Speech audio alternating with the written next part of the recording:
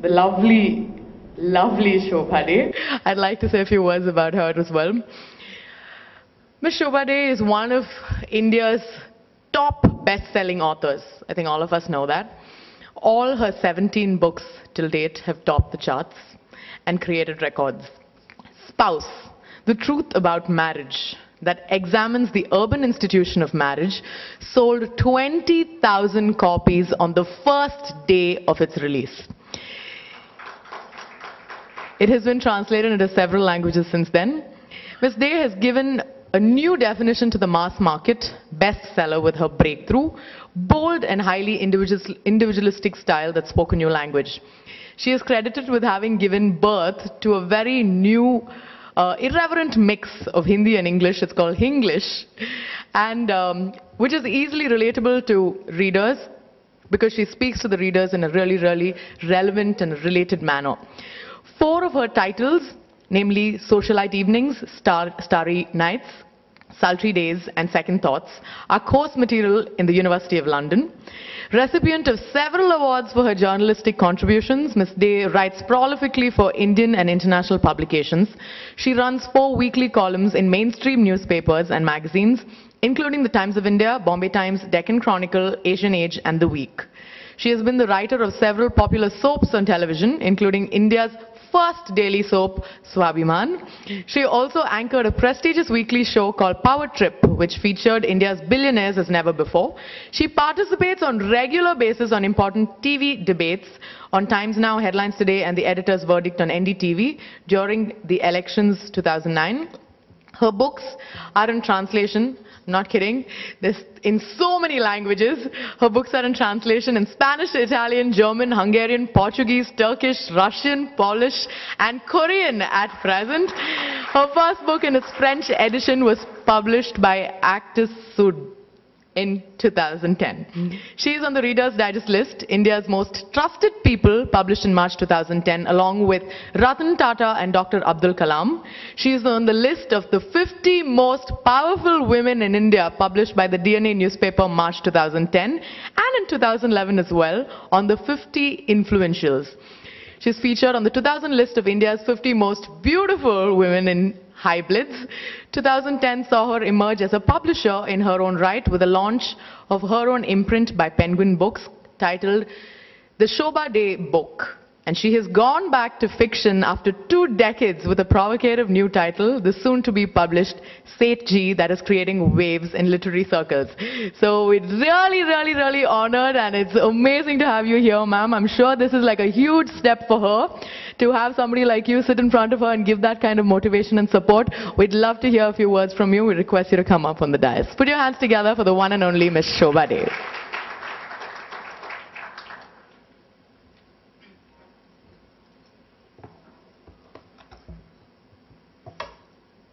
Good evening, Namaskaram. Sir, Sri Mutaya, Isha, the star of today, her wonderful parents, friends. It's always good to be back in Chennai. I've had amazing book launches here myself over the years. But today is a very special launch. It's not about me or my books, it's about a very young talent. And as a publisher myself, and thank you for that introduction and inclusion, and an editor over the last 40 years, there is just one thing that actually I look for when I see a manuscript. And I see on an average at least 15 manuscripts every week. Talent has a way of hitting you between the eyes. You don't have to read the entire book. You don't have to read even 10 chapters. You can tell pretty much from the first paragraph, even the first line. One of my favorite opening lines ever written by any writer is the opening line of Anna Karenina of Leo Tolstoy's War and Peace again. Anna Karenina is also his book, as I'm sure you all know. And F. Scott Fitzgerald in Not the Great Gatsby, but a book that I enjoy very much rereading even today, that is Tender is the Night. So when I was sent Alicia by young Isha, I opened to chapter 1 and read the first few lines, and I'd like to share them with you tonight. Chapter 1 says, I was waiting outside the teacher's cabin, although it was a Saturday and not many people were there in the school, except for those who wanted to audition for this year's school play.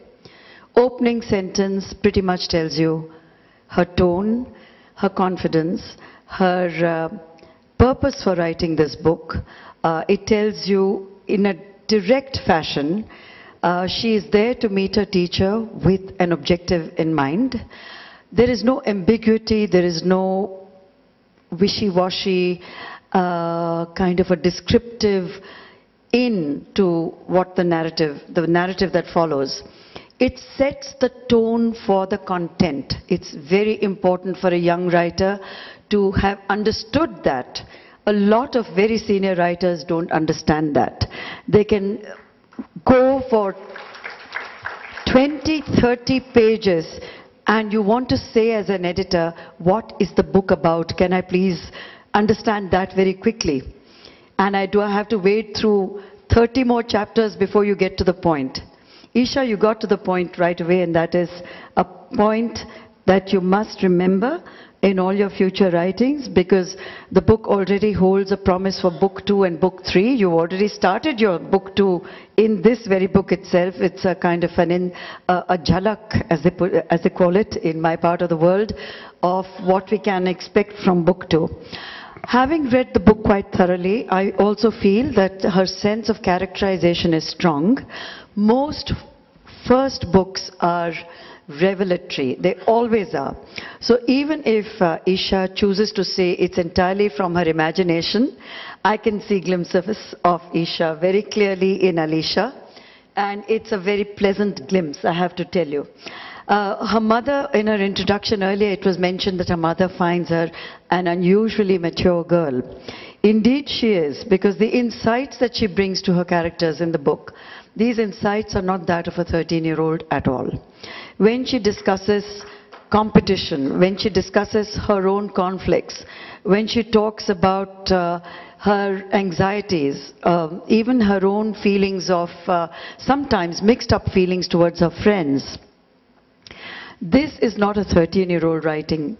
It is a person who is thoughtful, who is insightful, who thinks about life, who thinks about relationships, not in a giddy teenage way. But at the same time, though Isha may be a little precocious for a 13-year-old, the book is not precocious. Sometimes you read a book supposedly written by a teenager, but it clearly has the stamp of a much older editor. And I can sense that voice when I read those manuscripts. It is an adult trying to teach a young person how to write, instead of letting that young person express herself or himself in a way that is more natural to a 13-year-old. In Isha's case, I found her style very easy to read, because the book is not meant for you and me as adults, or maybe why not us too, because it does provide insights into how children think. But for her constituency, her readership, which is that of her peer group, really young people, 13-year-olds, 14, 15-year-olds, she has written it in a way that makes the book and the story accessible to them. Not just that, she's written it in a way that they can relate to, that they can identify with. There are characters. Any teenager reading this will say, excuse me, I have felt that, I have done that, I've been in such a situation, I've had to deal with competition, I've had to deal with rivalry, I've had to deal with various issues that teenagers today have to cope with, as I did when I was young. But I think more above and beyond all of this, after all, the gift of language is really a God-given gift. The gift of words, the gift of poetry, the gift of music. These are all the fine arts that you can not really learn by going to a music school, by going to a creative writing class, or by going to the best art school in the world. Those can merely teach you how to better your craft. But writing is based on intuition. It is based on imagination. It is based on something beyond just understanding how to string a sentence together, how to write a grammatically correct sentence. That even a computer can do today. You go through spell check, they'll correct everything for you. They'll tell you the grammar is wrong. You don't need a proof checker anymore. You don't need a sub-editor anymore. The computer pretty much does that for you. But nothing and no one in the world can actually put inspiration into someone's head. That a computer, any machine in the world cannot do. That is what God does. The inspiration that comes, no one can explain the genesis of inspiration. I remember I was lucky enough to have grown up with extraordinarily talented, extraordinarily gifted people, artists, writers, poets, thinkers.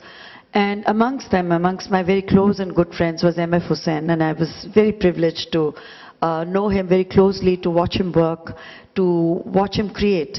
And I had once asked him about inspiration and how does he decide that this line goes to the right and not to the left? How does he decide that it's going to be a horse and not a person? How does he decide that it's going to be blue and not yellow? And he said sometimes it's better not to ask those questions even of yourself. Don't question inspiration. Don't try and understand too much how it works.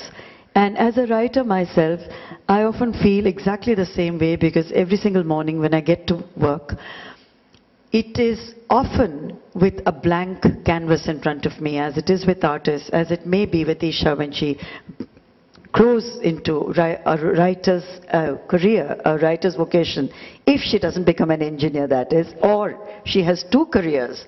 And who says engineers can't write? But a writer cannot become an engineer. Much as I would like to have impressed my father, I could never become an engineer. So I was really very hopeless at maths.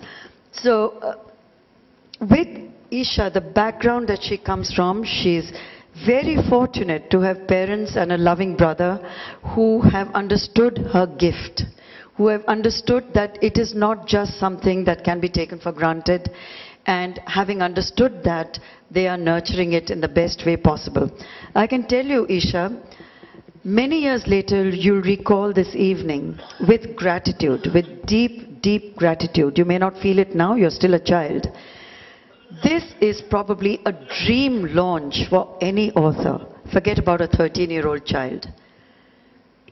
People, authors, writers have to work extraordinarily hard and struggle for years and years to get published, to get acknowledgement, to get their due, to get readers, to get a launch of this kind on this scale with so many wonderful people in the audience who admire you, love your parents, respect them, and that's why they are here.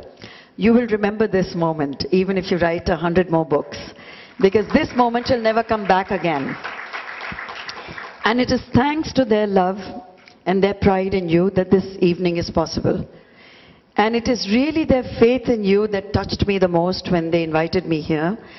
And I said, parents who are putting themselves out the way they have done for their child, the sort of respect that they're giving your talent, a lot of parents wouldn't do it. I mean, I recall my own years when I was writing, and I've been writing for the longest time, probably from your age. And I have all those diaries that I wrote when I was 13, 14, 15, 16. It was a different era. Parents did not always understand that children had options in life. They did not understand the opportunities that the world was laying at their feet. It was a different age. They were more concerned about academic excellence. They were more concerned about children choosing conventional jobs, conventional vocations that would secure them for life. And I came from a bureaucratic background, and my father was a bureaucrat in the Ministry of Law. For him, his dream was to see me as an IAS officer. It was not my dream, but I know he was a disappointed man. But your parents have recognized your dream, and that is already a very, very big thing. And it is going to be their faith in you and their faith in your dream That is the most important message of this very special evening. So I'd like to say, you have the blessings of so many people here tonight. You have the blessings and the gift of Goddess Saraswati. And may you always remember that. May it keep you creative, productive, honest, and may you continue to write with integrity and with all the talent that you possess for always and always. And may rose petals shower on you forever. Thank you very much.